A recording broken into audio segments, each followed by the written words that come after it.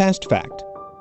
A 2023 survey of 1,000 U.S.-based 18 to 20-year-olds found that 74% perceive a stigma associated with choosing a vocational school over a traditional four-year university. I'm Drew Thomas, and you're listening to Bank Chats.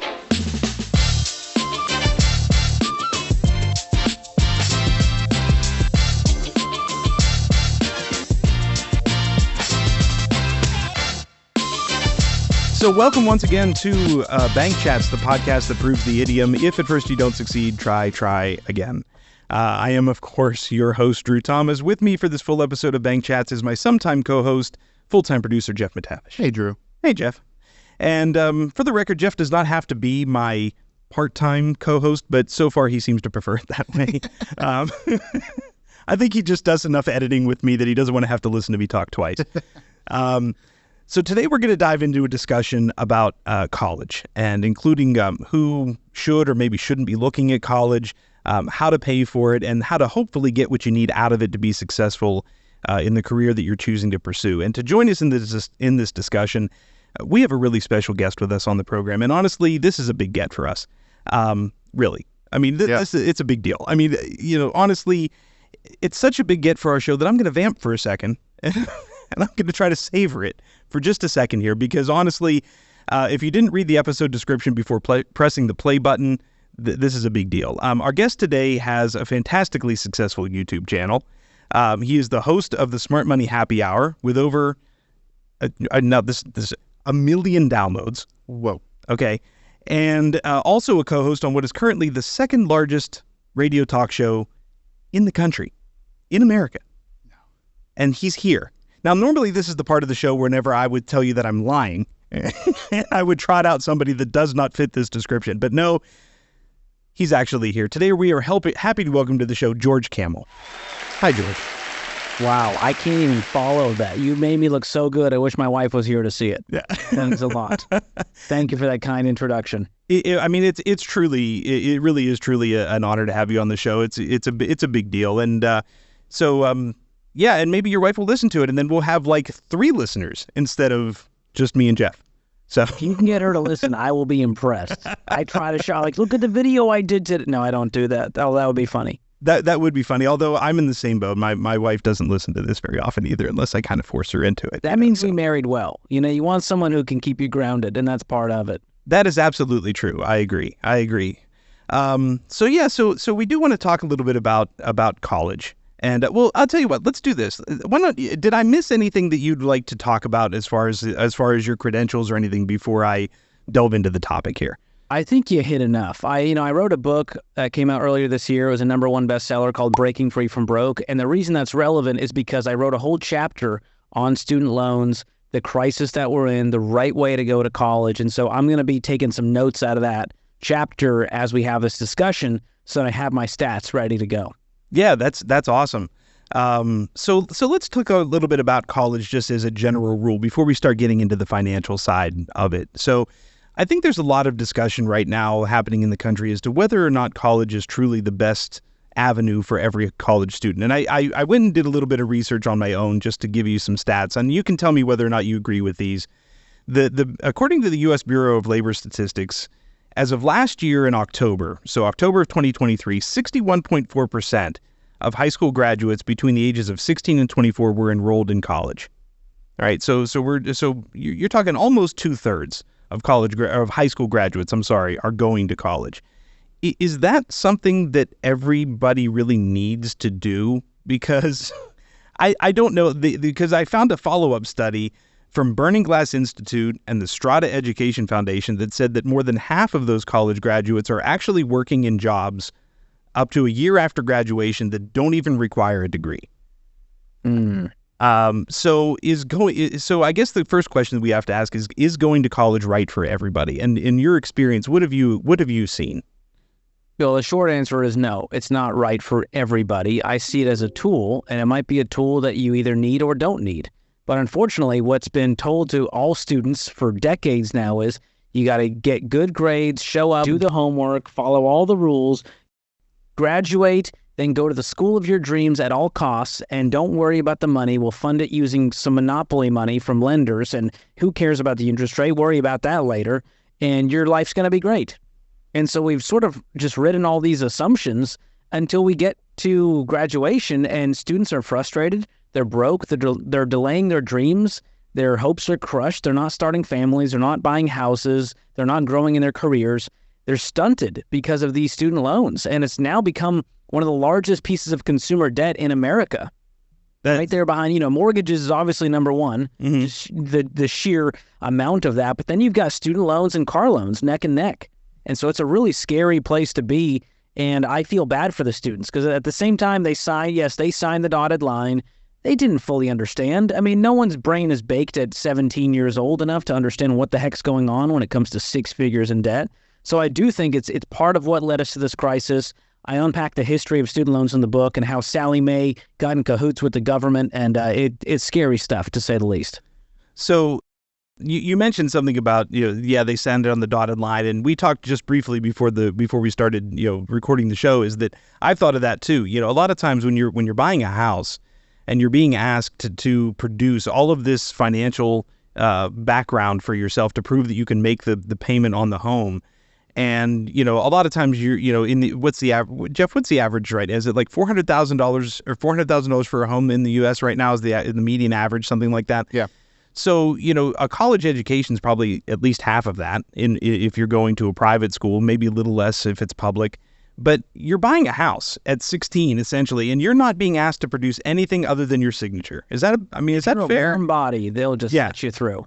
So, it's scary. Yeah, and you know why, Drew? Do you understand why that is? No, I really don't. Crazy. Well, when you look at the history of student loans, Sallie Mae just started doling out money because the government backed it. They said, hey, if the students can't pay, don't worry. We need to encourage all these students to get into college, get to college. So what happens is the colleges raise tuition because who cares? The students will just borrow more to go to these same schools. They'll start, really pumping the amenities and the marketing of the colleges and less about the education, more about the water park and the cafe. And all of a sudden what happened was people started taking all the debt. The student loan companies don't care if they pay because the government, aka the taxpayers, are going to have to foot the bill if the student can't pay. And that's what's led us to this point where the student loan companies don't really care to do their due diligence to go, can this person actually pay? Yeah. Because it's not on them at the end of the day. Whereas the lender, there's actually risk for a lender when they're giving you that mortgage. The student loan companies don't have that same say when they're, in the boat they're in. Yeah. And so that's, I think, what's helped to cause the crisis that we're in of $1.7 trillion in student loans. That number is mind-boggling, to be perfectly honest. I mean, $1.7 trillion in just that type of debt. That's not even including all the other types of debt that people are in. The other question, I guess, becomes, when should you go to college? What kind of career do you need to be looking to go into to really require college as an education format? I mean, we're looking at healthcare, right? And yes. And to add to that, law. There's some clear-cut ones that we all know. And the way I look at it, and this is from my friend Ken Coleman, a fellow Ramsey Personality, there's two questions you want to ask. Is it the only way, and is it the best way? And for most people, they sort of float into a college degree because they don't know what's next, and they're still trying to figure it out. And so on one end, it's difficult to tell a 17-year-old, hey, you better figure out what you're going to do for the next 40 years of your life, and that degree has to serve you well. That's difficult. Yeah. And on the other side, we see people that just get degrees because they don't know what to do next, and they end up $150,000 in debt, and they end up not using the degree, like you mentioned. And that's if they graduate. Because there's some scary stats out there. I want to read you this because it ties into your stats you read earlier. Over 60% of recent high school grads enrolled in college. That's the number you said, almost 2/3 are going to college. But the National Center for Education Statistics reports that only 63% of college students finish their degree within 6 years. And so when you put it another way, for every 10 students who graduate from high school, 6 go to college, only 4 will finish within 6 years. And that means for a whole bunch of people with college debt, minus the degree, they don't even graduate. And for a third of students going to college, it might be the wrong next step. And so to your point, a lot of people are just sort of stumbling into this because they think it's the path to upward mobility. They might be the first in their family to go to college, but they have no real plan. There's no real marketplace value on the other side. And even if there is, they may not have any passion for it. They just did it because they thought it was going to be a good job. Yeah. Or their parents did it, and so they went, well, my dad was an accountant, so I'll go be an accountant. And, that's part of the problem is we're not helping students figure out what that journey might look like. We're not showing them all of the options, like the trades, and we're not doing a good job of financially planning, saying, here's what it's going to cost. Do you fully understand what this means when you want to go to the name brand famous school versus the community college down the road? Yeah. Yeah, I mean, you said about trades, and I went and looked this up, and I don't know how reliable this source is, just because they might have a vested interest in making this sound better. But I found there was a story or an article published by ZipRecruiter at the end of July of this year that said that the average annual salary for a trade school graduate in the U.S. was just over $67,000 a year, which is not small potatoes when you think about it, especially considering that most trade schools you can get through in 18 to 24 months and probably cost half of what a 4-year degree might cost, per year. 10 grand, 20 grand to complete that whole thing. Yeah. And I can tell you right now that around here, if you want to try to find a plumber or an electrician, good luck. It's getting hard. You're going to be mind boggled at how expensive it is. Yeah. Yeah. Well, that's why but they're in demand. That's why they can demand that, So that's crazy stuff. So let's talk a little bit about, assuming that you feel like, maybe you went to college, maybe your wife went to college, and so you're making an assumption that your children will want to go to college. What's the best way, if you want to try to prepare for that, to go about trying to save money for a child that you may want to send to college someday? Like, should it be a 529 plan? Should it be a standard savings account? Should it be a CD? Should you get into investment? Like, what do you think would be probably the best vehicle for something like that if you wanted to try to save? Absolutely. Well, the earlier you start, the better, because compound growth is the name of the game here. And that's going to be your savings rate plus time. And so the more time you have, obviously, the more your money's going to grow. And so the 529 plan, like you mentioned, that's state specific. Those are a great option. And the reason for that is you want to look for tax advantage plans, just like you would with your investments. At Ramsey, we say, hey, the match beats Roth, beats traditional. So if you get the match, it's 100% free money, take it. Roth, that's going to be after-tax money that grows tax-free. Let's take that next. Then we move on to traditional, which has the least amount of sort of tax savings built in. And so the same applies for college. When you look at the 529 plan or an education savings account, that's kind of like an education IRA. Well, both of those can grow tax-free. You're using after-tax dollars, the money grows tax-free, and then you can withdraw that money tax-free as long as it's used for education-related expenses. So those are my two favorite options, and in recent, last decade or so, 529 plans have made some major headway, and I'm a big fan of those for two big reasons. The ESA is great, but there's income limits and contribution limits. So you can only contribute, $2,000 a year, and if you make over a certain amount, you can't contribute, similar to an IRA. But with the 529 plan, there's virtually no contribution limit, virtually no income limit. And you have a vast variety of investment options within that 529 plan. And so they're easy to get set up. I set one up for my daughter when she was born almost a year ago, and now her birthday's coming up, and guess what I'm doing? Hey, instead of buying her more crap, everyone pitch into her college, her future, and let's put some money in there instead of a toy that's going to get thrown away.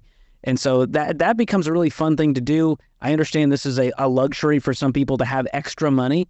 And we tell people, Drew, put your mask on first, parents. If you're not financially prepared, you're not in the business of trying to save for your kids when you're not saving for yourself. And so the time to actually invest for your kids' college is once you're totally consumer debt free, you have a fully funded emergency fund of 3 to 6 months of expenses, and you're already investing 15% of your own income into your retirement plan.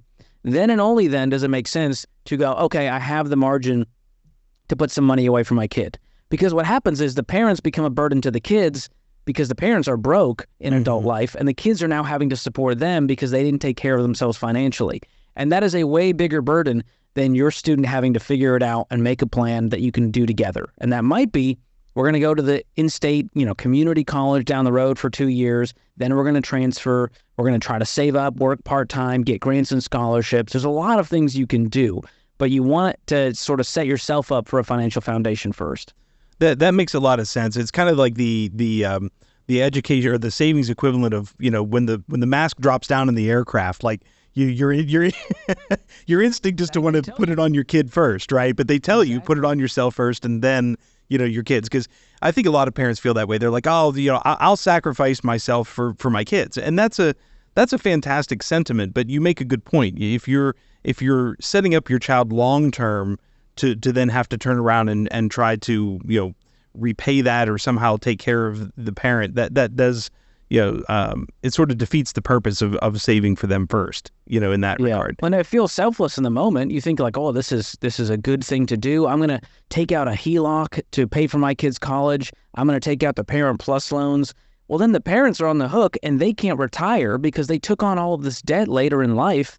And it's scary for the kids and the parents. And so really the best thing to do is just to talk to your kids as early as possible. Even if you have shame and baggage and guilt and you haven't figured your own money out, you got to say, hey, listen, we don't have the money to pay for college. We're going to develop a plan for you to go to college debt-free because we don't want you to have that burden when you graduate of trying to figure out your adult life, gain some income, grow in your career while paying off all of this stuff from the past. Yeah. And it just adds up because you got credit card debt usually, the car payment, the student loan payment. Now they want to buy a house.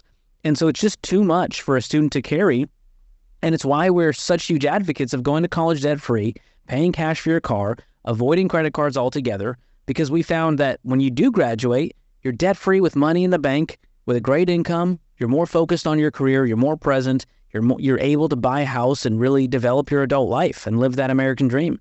Yeah, that's an excellent point. I think you mentioned this, but I want to go back and touch on it just briefly. With the 529 plans, that's one of the questions that I think comes up a lot is, you're starting it early, right? Theoretically, like you said, you opened one for your daughter, right? She's going to turn 1.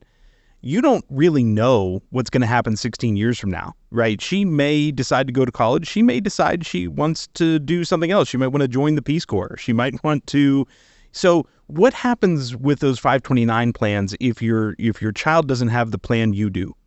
What happens to that money? Can you roll it over to a relative? Can you extract that money and use it for something else? How does that work? Absolutely. And we get that question a lot. What happens if my kid doesn't go to college and all this money is locked away and I can't use it? Well, there's a few things you can do. Number one, you can always change the beneficiary. So that's a really easy thing to do. It's a very loose definition of family. And so this is like my cousin, a niece, a nephew, a mom, a dad, a brother, a sister. There's a lot of people you can then flip that money over to. Mm-hmm. And the funny thing is, people say, I'm worried about them not going to college. I don't want to waste money investing. Well, what happens on the other side is they go, I didn't invest, and now my kid needs to go $100,000 into student loan debt. So I'd rather have the money there, having it grown for me, that I can then change the beneficiary on. And, with the new Secure Act 2.0, you can actually roll over a large portion of the funds over to a Roth IRA in that person's name. And I believe it's up to $35,000 over time you can roll over. So then they can use that for retirement instead. And there's other options. So if you're saying, hey, I really don't think my kid's going to go to college, which, by the way, you don't know. So we can make all the assumptions we want when they're 4 years old. The other options are they're not tax advantaged. And so when you look at something like a brokerage account, that's just an open investing account. It's not tied to retirement, but you're going to use after-tax money and you're going to have to pay taxes on the money on the growth when you withdraw.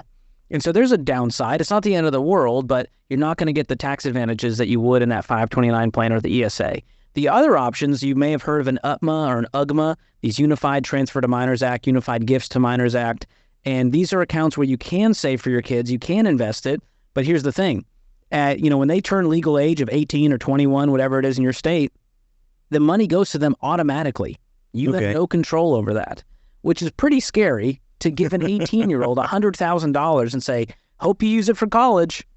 What's the kid going to do? I mean, I hope my kid is wise enough to do it. They might go get a sports car and really, do some financial damage to their life and blow that money. And so there are some risks there to investing in that account that you have no control over, and you can't change the beneficiary on those. So there's some pieces of that I don't like, and so I highly recommend a 529 plan or ESA because of the factors I mentioned. You can change the beneficiary. You can also roll over an amount over to a Roth IRA if they don't use it.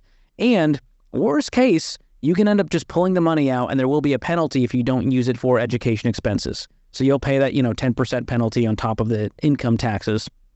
But that's a worst case scenario. Yeah. And so it's a theoretical problem that I hope we have one day. The truth is not enough people are saving, and their savings rate is abysmal because they're going, well, I have $4,000 saved. I'm like, that's going to buy books if you're lucky 16 years from now. We just don't know the costs, and I'd rather have too much than not enough. Now, is there any, and we can kind of use this maybe as a stepping stone to transition to talking about students that might want to try to pay for their own way through college, but is there an advantage, a true advantage to things like in-state tuition versus out-of-state tuition, or public versus private schools? Do you see, in your experience, that there's been, a financial advantage to staying in-state, going to a public school versus something else? Oh, 100%. Yeah. I mean, if you're looking at in-state tuition rates, I've got the numbers here that are recent. So public 2-year college, 2023 to 24 school year is what we're looking at. Public 2-year college is almost 20 grand. Public 4-year in-state college is almost 29 grand. Now let's switch to an out-of-state 4-year college. It's almost 47 grand. So we jumped from 29 to 47 from going in-state to out-of-state. And then when you look at a private 4-year college instead of a public out-of-state college, you're looking at 60 grand a year. And so when you start to add these numbers up, you're going, okay, 60 grand a year, that's 240 grand for a 4-year degree. Or if I did it in-state, we're talking about less than 30 grand. So we're talking about less than half the cost to do it in-state. So now you got to go, is my in-state, public 4-year degree, is it going to be worth it versus the out-of-state private degree that cost me over double? Yeah. The truth is, we're not seeing the stats that show that you're going to make over double the salary because you went to that private 4-year school. Most employers, it's a check mark for them. Unless you got some crazy accolades at one of the most famous schools and you're trying to go to, be in some, health or law, medical program, it really doesn't matter. Mm-hmm. It's more about your soft skills. Do you have the experience? Are you going to bring something of value to this company? That's what they're looking for. And like we talked about earlier, there's more and more employers that are just doing away with the college degree requirement because they want people with experience. And what happens is you get these people who are overqualified because they have way too much education and no real world experience. So who are you going to hire? The guy who graduated high school and has been working for 4 years or 5 years, or the guy who's never worked a day in his life and has his 3rd master's degree, but has no clue how to actually do the job? Yeah, I mean, Jeff can actually probably speak to that a little bit, right? Because you got a bachelor's degree, you went into the workforce, and then you actually went back but you went to college, right? Yeah, I did it a little bit backwards. Yeah, I got my bachelor's degree in computer science and worked in that field for almost a decade, and I went back to school to a community college for media, and that's how I landed this job. Yeah, so now that's amazing. Yeah, I mean, and that's it was show you that your plans change. Yeah, and it was the best decision I could make. Yeah, and I think that's a good point that you made too. Like, plans do change. I mean, statistically, I think that I read one time, and I can't speak to where this is from, so it's completely anecdotal. But that the average person changes careers 7 times in their life. And if that's true, and now I don't know if they consider like, oh, I worked at Dairy Queen to start, and then I, was a dishwasher at the local steakhouse or something. Right. What is a career? But if you're changing your position, if you're changing your career or your job or whatever 7 times in your life, how often is your college degree directly applicable to the job you're doing? And I think that's to your point. A lot of employers, they want to know that you have a bachelor's degree. They don't necessarily care what it's in, just because it's more showing that you have the tenacity to stick with something, that you have the ability to, follow a curriculum, to get through the process, and than it is necessarily say. Now, would I necessarily personally advocate going and getting a sociology major? Probably not, unless you really want to think deep thoughts for a living. But I don't know how much that's.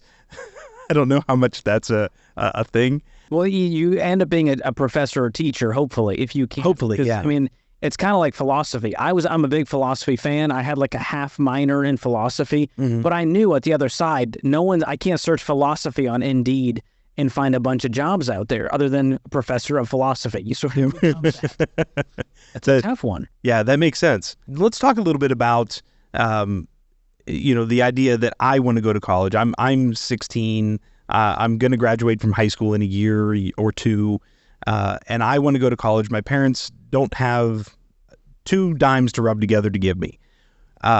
What would you say is the first thing that I should be looking for to try to help pay for that?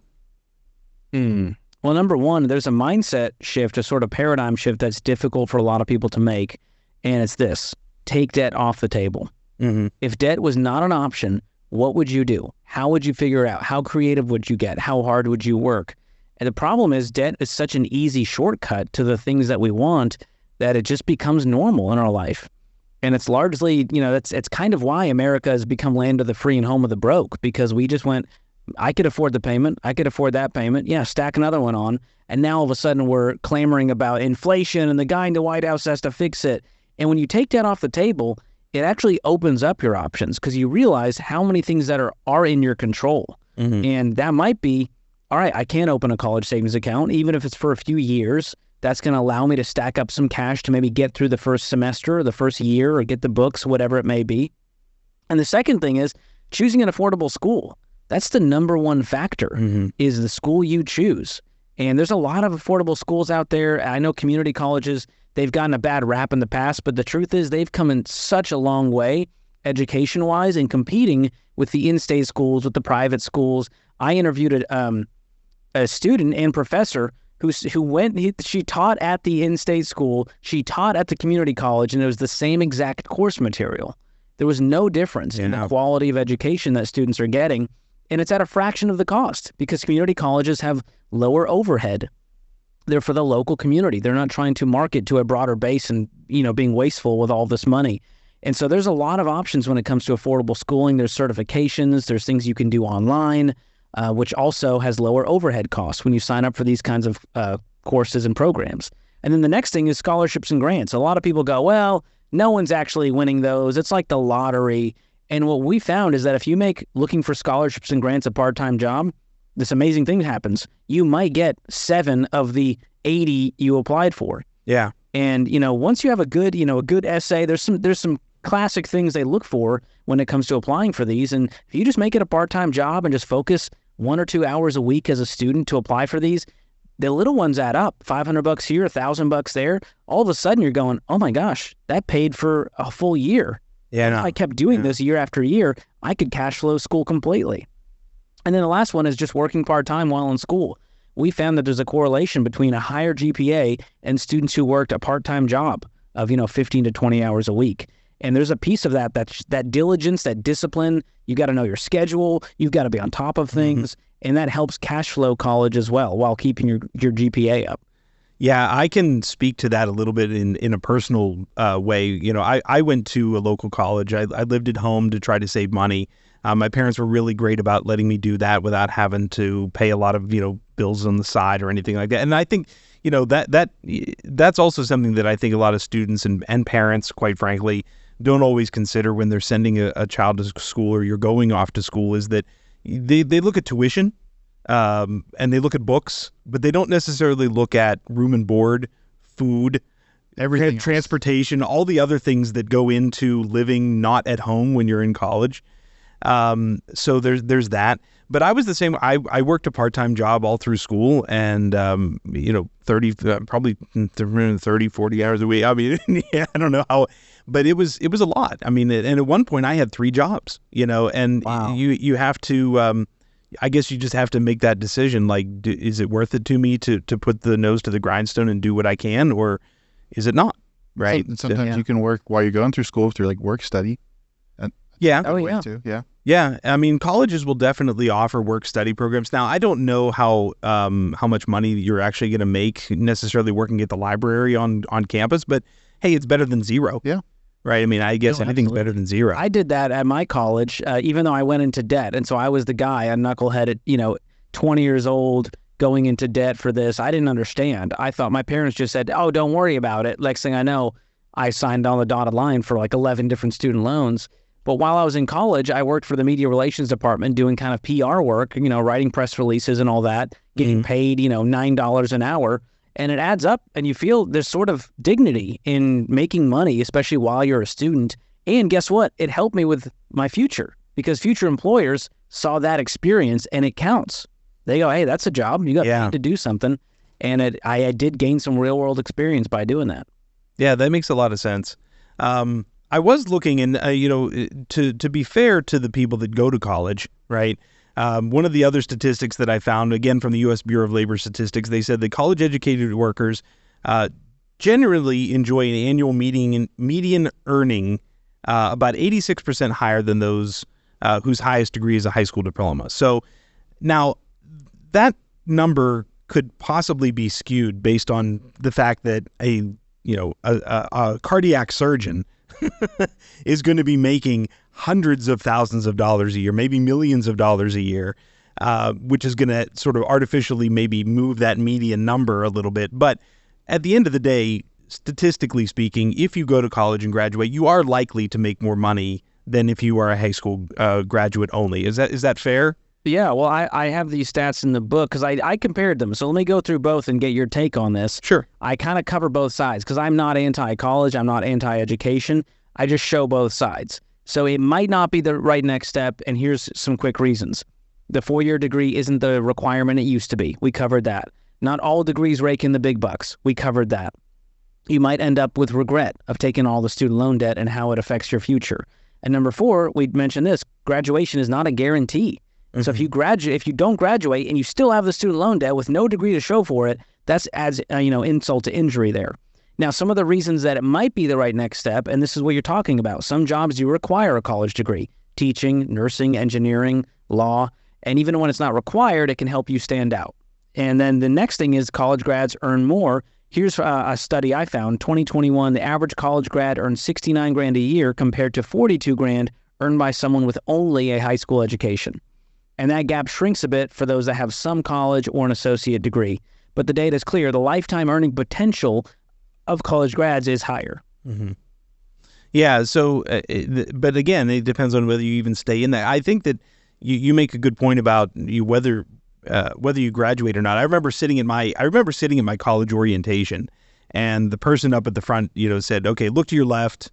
All right, look to your right, because 4 years from now, one of those two people isn't going to be sitting here." Right? They're not going to make it through the program. And you think to yourself, why would you invest all this time and effort and money? But I think some of it comes from the fact that, let's be honest. There are students that go off to college because they want to party, because mom and dad are paying for it. They look for the school that allows you to sort of skate through or whatever it might be.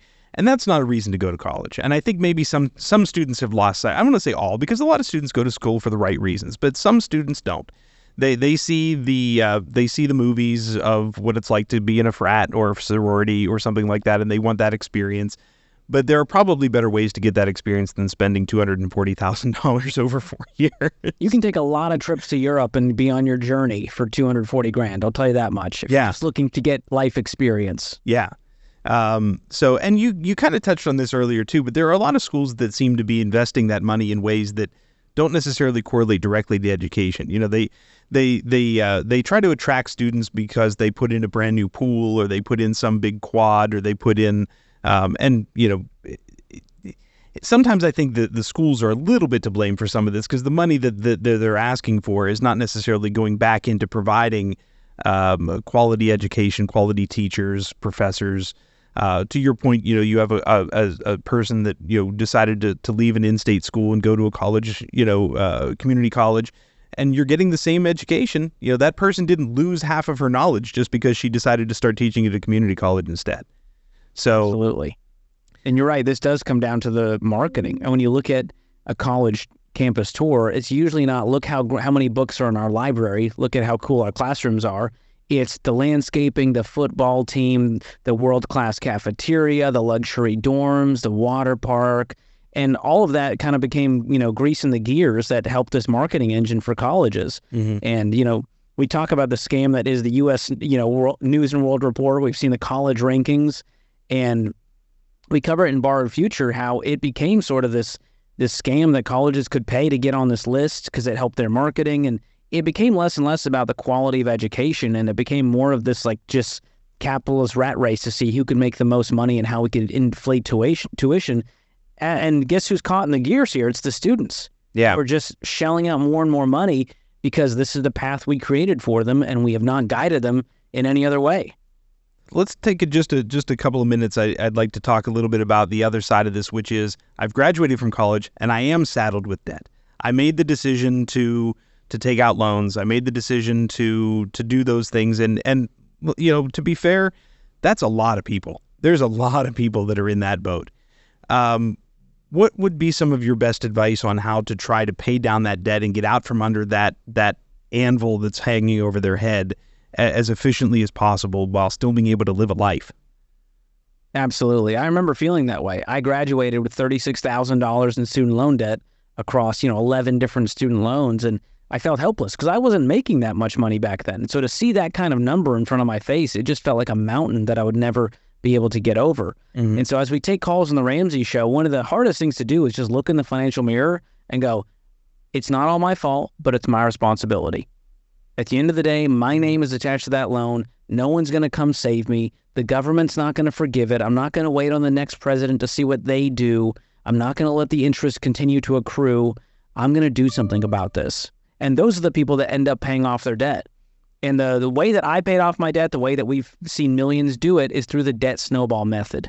And this is different than debt avalanche, which focuses on the highest interest rate. We focus on the smallest balance. That's the one thing you want to knock out. So make minimum payments on all of your debts, list them out from smallest to largest balance, and on that smallest one, we're going to throw as much extra as we can toward it. And that's by getting those side jobs. That's by cutting down our budget. We're not going to go out to eat. We're going to keep living like a broke college student because we want this debt out of our life ASAP. This is not a 10-year plan. This is a 2-year plan. We found most people can pay off all consumer debt within 2 years. It took me 18 months to knock out that 36 grand plus another 4 grand in credit card debt. And I found that people in their 20s are able to do this. They're calling in, they're doing their debt-free scream live on the show. They're paying off 50, 60, 100, 150, even 200 grand. And obviously, hopefully, the more student loan debt you have, hopefully the higher your income. Mm-hmm. When if someone calls in, they go, we got 400 grand in student loan debt. We go, who's the doctor? Who's the lawyer? Please tell me there's a surgeon in here somewhere. Yeah, that's a lot of money. Yeah. Exactly. So, the bigger the shovel, the faster we can clean this up. But the debt snowball method is the path. But it takes sacrifice, it takes diligence, but you make progress real fast. You get momentum, and you start to believe that there's actually some light at the end of this tunnel. So, just to be sort of clear about this, because I'll be honest, I was watching one of your YouTube videos that explained the difference between that method and the method of sort of paying off high interest debt first, right? So, what is the difference between those two methods? Because I think they sound similar to a lot of people. Well, with the avalanche method, you're not really concerned about balances. You're just looking at what has the highest interest rate. Okay, my credit card is, $5,000 and the interest rate is 28%. So my student loans, even if I have one that's $1,000 with a lower interest rate, your brain goes, okay, I'm going to pay off the highest interest first because I'm losing out the most mathematically. But what we found is almost nobody's actually doing the avalanche method with success. Mm-hmm. And with the debt snowball method, it's focusing on psychology. And it's about behavior change. It's about seeing that quick win. Because when you're attacking the highest interest, it might take you, a year to pay off one debt. But when you do the debt snowball method, you knock a debt out fast, which frees up a payment. Mm-hmm. Now we have more money to throw at the next debt. And you can see that's why we call it the snowball. You gain more snow as this thing rolls down the hill. Yeah. And you free up another payment. And, it's funny. There was research from Harvard Business, Time Magazine, all saying, Dave Ramsey was right. The debt snowball method is the best method to pay off your debt. And so it's funny, after all these years, research shows it works. And we had obviously millions of people as, evidence, but, it wasn't enough. You need science sometimes to back all that up. Well, yeah. You have to have some big name, think tank, put their name on the side of it and say, this is the way to do it. Now, if you want to do debt avalanche and you're going to be super intense, that's fine. I want you to debt free no matter how you do it. We've just found that the finance part is negligible of how much money you're going to save by paying off the highest interest first because of the speed at which you're attacking this debt. Mm-hmm. Now, if you're going to wait 15 years, well, let's attack this highest interest. But we're talking about a 2-year plan. 18 months, 24 months, maybe 36 months if you've got a big pile of debt. Mm-hmm. And as you knock it out fast, you really save a ton on interest just by getting rid of it fast, regardless of the order. Yeah, I mean, that makes a lot of sense. I mean, and let's be honest, if you're a struggling college student all this time, you're already used to eating ramen. So, Exactly. you know, Just go back. yeah, Well, the problem is when you graduate, everyone goes, well, you're still driving that beater car? You need to get something nice. You have a job now. You need to get a house. Renting is a sin. Buy a house, buy a house. And so all of these sort of like post-college adult things we think we need to do, we got to have a nice apartment. We want to buy a house. We want to upgrade the car. We want to get some fancier furniture. All of that leads us down this sort of consumer vicious cycle where we stay in debt, we have payments up to our eyeballs, and we're really not any happier than we were previously because of this debt. Yeah. And that's really the problem I'm seeing. It's not an income problem in America, has nothing to do with inflation. It's simply the levels of consumer debt. They keep going up, and no one is willing to sacrifice their lifestyle because they feel like life is hard enough. Let me just enjoy, this pile I'm in, just stacking up more and more debt. And one day I'll deal with it. And that one day never comes. Yeah. Well, I mean, whether you're a college student or a college graduate, I should say, or whether you're not, I think that applies. No matter what kind of, debt you may put yourself into, I think there is a way out if you're responsible enough and dedicated enough, I think, to try to make a difference with it. But so I mean, from a college perspective, I mean, I think this is an important conversation that I think a lot of people should be having within their families. And I would like to think that maybe at some point, some of the colleges would have to be held accountable to some degree as to, how much they can keep increasing their fees, their tuition, things like that. But I don't know if if there's anything on the horizon that would possibly do that, especially for the private schools that are sort of less beholden to public funding and things like that. What other topics have we not touched on that have been in your book or that you've dealt with in your time in your career that maybe you might want to talk to us a little bit about that I just didn't think of? Absolutely. Well, student loans are definitely one of the biggest crises we're facing as, Americans. But there's other pieces to the puzzle that I think sort of plug into all of this. And I go through it in order in the book. The first 2/3 of Breaking Free from Broke, I really unpack the I call it the toxic money culture of just, we got to get into debt at an early age to get more debt, So I start with credit scores. And I know, we're talking, you're tied to a bank. And so it's funny to even talk about these things. I have a controversial stance. I get it. But I think the credit score is one of the greatest scams that our students are falling for. Because here's what they're told. Get a credit score as soon as you can, which means you have to get a credit card as soon as you can and start racking up some bills as soon as you can so that you can have access to more debt like a car loan. So they go, great, I can get a great rate on my car loan. So they go out and they buy a $40,000 car when they make $30,000. And the math ain't math in here, but they take on the payment because they can technically afford it because the car salesman goes, oh, we can get your payment down, no problem. And now they have credit card debt. They have student loan debt. They have probably a mortgage on the horizon, probably more than they can chew because the lender said, oh, yeah, you're eligible for $500,000. And the student's going, are you sure? I don't know that I can handle that kind of payment. They're way more lenient than they should when it comes to real people's budgets and what things cost. And so once you start stacking all of this up, the other one there, let me see, I have student loans, car loans, and credit cards, mortgage traps, investing traps. All of that sort of just adds up in your life to where you go, I'm making $5,000 in payments to lenders every month just to live. And that's where people have such razor-thin margins that it's hard to get ahead. They're going, wait, George, you want me to invest 15% of my income? With what?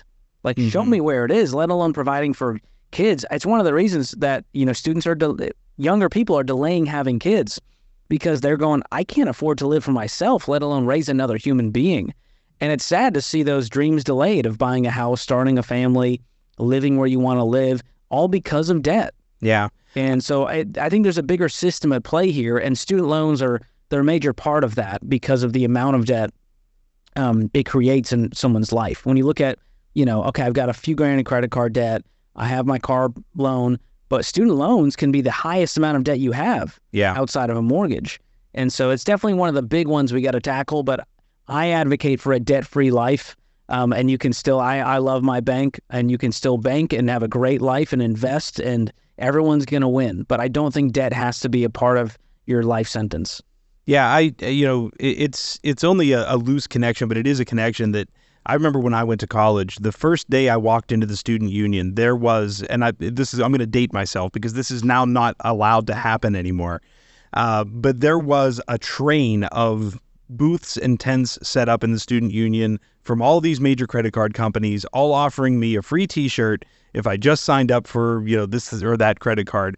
And they were the most expensive free T-shirts I've ever had in my life because I didn't realize exactly what I was signing up for. Again, I was 16, 17 years old, and I all I wanted to do was be able to buy a pizza on a Friday night and hang out with my buds. And I realized that, hey, I could, use this piece of plastic and I can get, pizza and not any other type of beverage under the age of 21, of course, but definitely we'll pretend, right? But that was part of I almost considered that a part of my student loan debt, because at the time I would not have gotten those things had I not walked into the student union at my college and been exposed to that kind of. Now it's not allowed to be done anymore, and thankfully for that, but. That was a big deal. As soon as you turn 18, now you get offers in the mail and email. Yeah. I mean, it's crazy. Even, team members here who said, I don't have any debt. Well, as soon as their kid turns 18, they start getting all of these marketing offers, and all they talk about is the benefits of these cards and never the downside, never the risk, never the APR that you're going to pay when you have that balance. And that's the scary part, is it's just marketed as a tool to live your best life, and you can travel and you can eat out. And you're going, maybe you shouldn't be traveling and eating out when you're riddled with all of these types of debt. Maybe we should take a pause, use our own money, and be a little bit more diligent and intentional. And it's easy when the marketing is so dialed in these days with the digital marketing, social media. Mm-hmm. They'll just track you all over the internet and just hunt you down until you sign up for that offer. Yeah. And then they want you to up your credit limit and spend more and spend more. So you got to realize these card companies are not your friend. Yeah. Well, I got to be honest. This has been a fantastic conversation, and I'm still a little amazed that I'm having it with you on the show. Dream, it's never happened. That's what I'm afraid of, to be honest. But so George, thank you very much for taking the time to talk with us, to be on the show. Is there anything that you'd like our listeners to? I guarantee we can get you at least 2 more people. to watch a YouTube video. One life changes. That's all I need to fight for another day. Definitely the YouTube. There's a lot of free resources we have. Of course, all of our shows are free. The Ramsey Show, that's 5 days a week, 3 hours of call-ins. You can, if your audience is listening, they can call in and ask their question on the Ramsey Show. And as well as my YouTube channel, the George Kamel YouTube channel. We got 3 videos a week, helping people understand personal finance, making it fun. There's a lot of quips and jokes and pop culture references and clips to make it entertaining. They're short. And then Smart Money Happy Hour, which I host with Dave Ramsey's daughter, Rachel Cruz. We have a good time. There's no call-ins, no real script. We're just talking about a financial topic, weaving in pop culture and trends, and it's a blast. A lot of laughs over there. And if you do want to go deeper, I highly recommend the book Breaking Free from Broke that I wrote. It's a great one to hand to that younger person in your life, because it's sort of like the Ramsey plan translated through like a Gen Z millennial translator. And I did my best to make it super fun, super simple, but also very in-depth. And that's the best way to help someone in your life. Are you going, hey, if you're a parent, you don't know how to talk to your kid, hand them this book, and that will be the start of a great conversation. Thank you very much. Yeah, definitely check those out. Really, really happy. Jeff, do you have anything before we let Jeff get back to his real life? And we No, thank you. All right. He was the best part-time host I've ever had the pleasure of interacting with. Well, I got to get him to talk more is the thing. Jeff sits and he listens. Talker. I'm not as much a talker. I do. I talk a lot. That's a fair statement. I do. There's a reason that he is the part-time host and you're the full-timer. Yep. Something like that. Yeah. I absorb everything. But he's a great sidekick, I gotta say. He made me feel very comfortable the whole time, just knowing he was there. Thanks very much. Thank you, guys.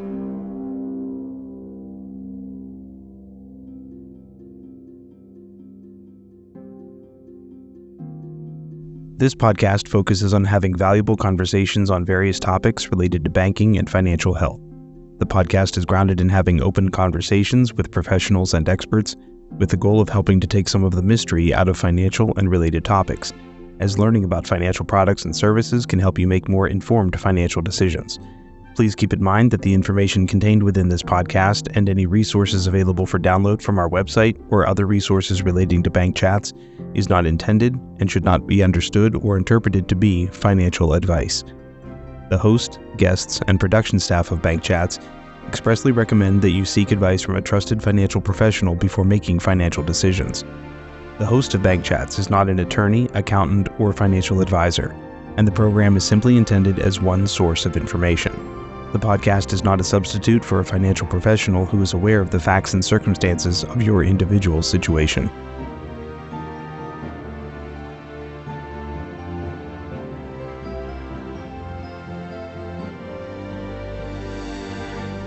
We were genuinely excited to have George Kamel on the show today, offering his insight into the process of saving for and paying for a college education. While college is certainly a viable and often necessary step toward many careers, it is also a significant financial undertaking. Parents and educators should encourage students to think through the pros and cons of a college education and begin to make it more acceptable to choose alternative paths to success. As always, AmeriServ Presents Bank Chats is produced and distributed by AmeriServ Financial Incorporated. Music by Rattlesnake, Milo, and Andrea Kalitkin. Production and editing by Jeff Matabish. Please subscribe to the podcast on your favorite podcast app or listen by visiting ameriserv.com/bankchats. We also really appreciate it when you share the podcast with your friends and family. For now, I'm Drew Thomas. So long.